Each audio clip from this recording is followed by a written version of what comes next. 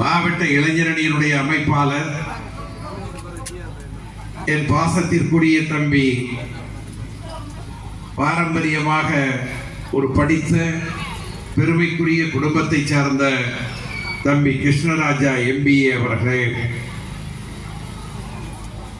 உரையாற்றி அமர்ந்திருக்கிற மாவட்ட கழகத்தின் செயலாளர்,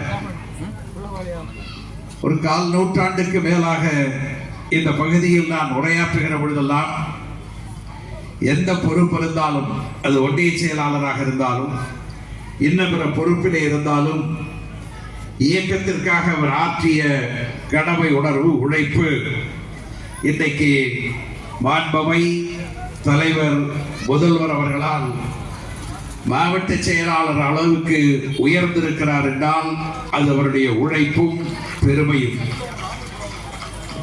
அந்த மாவட்ட செயலாளரை நான் நெஞ்சார பாராட்டுகிறேன். நிகழ்ச்சியிலே முன்னிலை பொறுப்பை ஏற்றிருக்கிற இலங்கை பேரூராட்சி மன்றத்தினுடைய துணைத் தலைவர் முத்தையா, பேரூராட்சி மன்றத்தினுடைய தலைவர் சின்னத்தாய், வரவேற்று மகிழ்ந்திருக்கிற அழகு சுந்தரம், மாவட்ட இளைஞரணியினுடைய துணை அமைப்பாளர் முகமது அப்துல் ரஹீம், இளைஞரணியை சார்ந்த அன்பிற்கும் பாராட்டுதலுக்கும் உரிய மாவட்ட துணை அமைப்பாளர்கள், நிகழ்ச்சியிலே பங்கேற்று பெருமை சேர்க்கக்கூடிய மாவட்ட கழகத்தின் துணை செயலாளர் கென்னடி அவர்கள், இந்த மேடையில் இருக்கக்கூடியவர்களுடைய பெரும்பாலான பெயர்கள் எனக்கு தெரியும். நேரம் கருதி நடுநிலையாளர்கள் நிரம்ப இந்த நிகழ்ச்சிக்கு வந்திருக்கிறார்கள். எனவே எல்லோருடைய பெயரையும் சொல்லக்கூடிய வாய்ப்பில்லை என்றாலும் இங்கு மிகச் சிறப்பாக உரையாற்றிய அன்பு தம்பி, கழகத்தினுடைய இளம் பேச்சாளர், பாராட்டுதலுக்குரிய இளவரசர் அவர்களே, நன்றி உரையாற்ற இருக்கிற சுப்பிரமணியம் அவர்களே,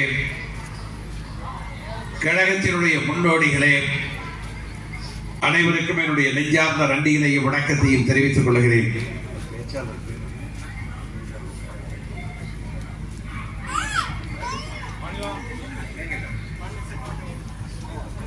உணர்ச்சி பிழம்பாக வேங்கை சந்திரசேகர் அவர்கள் உரையாற்றினார். இன்னும் விட்டீங்கன்னா 1 மணி நேரம் பேசுவார்.